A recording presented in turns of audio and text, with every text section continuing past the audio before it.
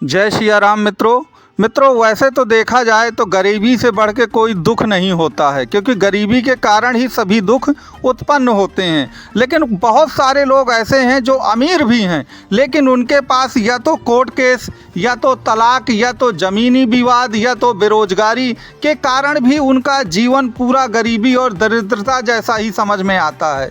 तो वास्तव में जो भी मिथुन राशि के लोग हैं उनका 2024 यादगार क्यों रहेगा, और वह इन सभी समस्याओं से, चाहे वो गरीबी दरिद्रता की समस्या हो, कोर्ट केस हो, तलाक हो, ज़मीनी विवाद हो, कर्जे का बोझ हो, इन सब से वो निजात पा जाएंगे। अब वो निजात कैसे पाएंगे, जो भी मिथुन राशि के लोग हैं वो किस प्रकार से पाएंगे, आप इस वीडियो को अंतिम तक देखते रहिए तो आपको वह संजीवनी मिलने वाली है, वह नियम मिलने वाला है जिससे आप अपनी सारी समस्याओं को ख़त्म कर देंगे। अब वह नियम क्या हैं उनके बारे में एक एक करके बहुत आपको ध्यान से सुनना है।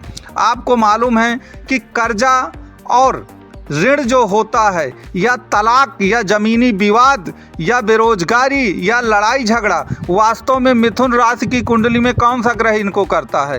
तो याद रखिए, मिथुन राशि की कुंडली में एक ही ग्रह है, वह है मंगल। क्योंकि मंगल 6वें भाव का स्वामी है। तो रोग है, रिपु है, ऋण है, कोर्ट केस है, लड़ाई झगड़ा, तलाक, इन सब का प्रतिनिधित्व कुंडली में मंगल ही करता है। तो अगर आप अपनी कुंडली में मंगल को डीएक्टिवेट कर दें, पूरा सुसुप्त कर दें, निष्क्रिय कर दें एक प्रकार से मंगल को, याद रखिए आपकी सभी समस्याएं उसी समय हल हो जाएंगी। अब आप कहेंगे इनको करेंगे कैसे? तो याद रखिए मंगल क्या है? मंगल को लाल ग्रह कहा गया है। और जब आदमी बहुत ज़्यादा क्रोधित हो जाता है तो आप देखते हैं उसका चेहरा भी को तमतमा जाता है, वो भी पूरी आंखें लाल हो जाती हैं, वो भी पूरा लाल हो जाता है। तो मंगल क्रोध है, मंगल अभिमान है, मंगल घमंड है, मंगल लड़ाई झगड़ा है। यही चीज़ों का प्रतिनिधित्व मंगल करता है।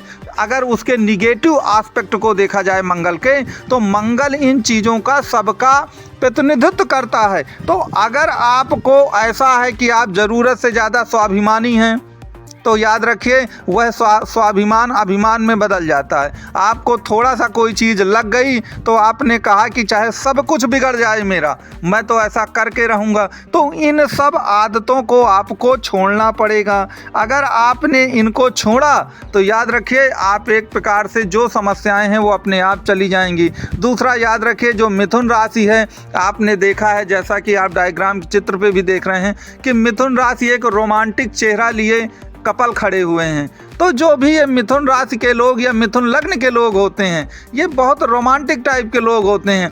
अब रोमांस कौन करेगा? शुक्र करेगा। शुक्र इनकी कुंडली में योगकारी है, तो ये भोग विलास या महिलाओं पर पैसे बहुत खर्च करते हैं। तो याद रखिएगा आपको मंगल को तो डीएक्टिवेट करना ही है, अपने शुक्र को कंट्रोल में रखना है, क्योंकि शुक्र को डीएक्टिवेट नहीं किया जा सकता। इसलिए नहीं किया जा सकता क्योंकि मिथुन राशि का वह योगकारी ग्रह है, वह पंचम भाव का स्वामी भी है सफलता का। इसलिए आप उसे डीएक्टिवेट तो नहीं कर सकते, लेकिन आपको कहीं ना कहीं पर जहां महिलाओं का मामला हो, भोग विलास का मामला हो, ऐश्वर्य का, वहाँ अपने आप को कहीं ना कहीं आपको कंट्रोल में रखना है और सत्कर्मों भी करना है। तो इन चीज़ों को आपको याद रखें। अब यहाँ पर कुछ बातें आपको विशेष रूप से ध्यान देनी है। अगर आपने 2024 में उन्हें फॉलो कर लिया तो याद रखिए आपको किसी तरह की कोई भी समस्या नहीं आएगी।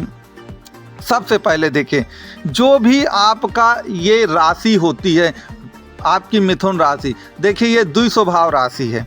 तो द्विस्वभाव का मतलब आप जानते हैं कि दुविधा और असमंजस होता है।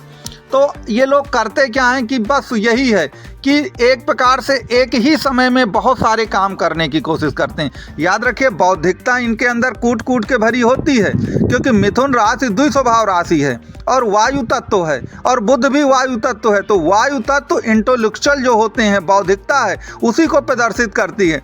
तो इनके अंदर कूट कूट के ज्ञान भरा है। आप याद रखिए जो भी मिथुन राशि या मिथुन लग्न का व्यक्ति होगा, आप उससे एक बार बात करके देखिए, आपको लगेगा कि ये कितना योग्य व्यक्ति है। लेकिन दूसरे क्षण जब आप पूरी बायो हिस्ट्री उसकी देखेंगे तो आपको लगेगा कि यार ये भाई तो बड़ा योग्य व्यक्ति, लेकिन जीवन में सफल नहीं हो पाया। सफल क्यों नहीं हो पाया? वो यही कारण है कि हमेशा कंफ्यूज रहते हैं। एक साथ कई कई काम करते हैं, जल्दी कहीं पर टिकते नहीं हैं। और टिकते क्यों नहीं हैं? क्योंकि देखिए बुध राजकुमार है, आप जानते हैं कि गोचर में बुध कितने दिन रहता है, 10-15 दिन रह करके राशि छोड़, बहुत ज़्यादा चलायमान ग्रह है, एक जगह पर टिकता नहीं है। दूसरा जो बुध हो वो चंद्रमा के ही पुत्र हैं, तो आप जानते हैं कि चंद्रमा तो एक राशि पर 2.5 दिन रहता है, चंद्रमा तो और ज़्यादा चलायमान है। तो एक जगह पर न टिक पाना और बहुत देर तक काम न कर पाना, यह इनकी असफलता का एक बहुत बड़ा कारण होता है। तो मेरा निवेदन आपसे यह है, जो भी मिथुन लग्न या मिथुन राशि के लोग हैं, कि वह एक स्थान पर टिक करके एक ही काम करें।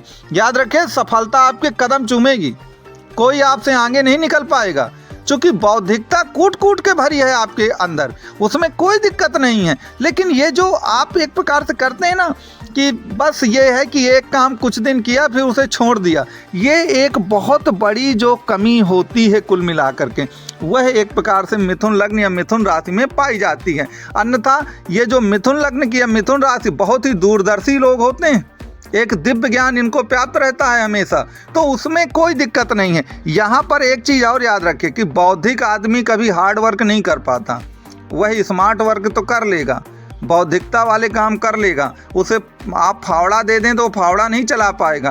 तो जो भी मिथुन लग्न या मिथुन राशि के लोग हैं, वह ऐसे कार्यों को चुने जहां बौद्धिकता ज़्यादा है, क्योंकि शारीरिक मेहनत आपकी राशि के स्वभाव के अनुकूल नहीं है, आप कर भी नहीं पाएंगे, क्योंकि बहुत ही कोमल लोग होते हैं ये लोग। आप करेंगे फिर कुछ दिन बाद छोड़ के आपको चला जाना है, क्योंकि वह आपके स्वभाव में भी है। तो आपको इस बात का याद रखना है कि आपको वही कार्य करना है जो बौद्धिकता वाले हैं, और याद रखिए इसके लिए अपने लग्नेश जो बुध हैं उनको एक्टिवेट करना है। तो याद रखिए बुध जो हैं बहुत चंचल हैं, तो आपको पहले चंचलता छोड़नी है, इस पर कंट्रोल करना है। और बुध बातूनी बहुत हैं, तो बातें कम से कम करना है। बाकी जो बुद्ध के कार्य हैं, बुद्ध भगवान के, आप अपनी बुद्धि का प्रयोग करिए और एक स्थान पर टिक कर कार्य करिए, फिर देखिएगा सफलता आपके कदम चूमेगी। तो मित्रों, मैं यही कहूँगा कि 2025 आपका होगा, लेकिन जो चीज़ें मैंने बताई है उनको आप पालन करें। आपका कुंडली से संबंधित कोई भी प्रश्न हो तो ये नंबर दिया गया है, निश्चित तौर पर आप इस पर कॉन्टेक्ट करें, आपके सभी प्रश्नों का जवाब दिया जाएगा।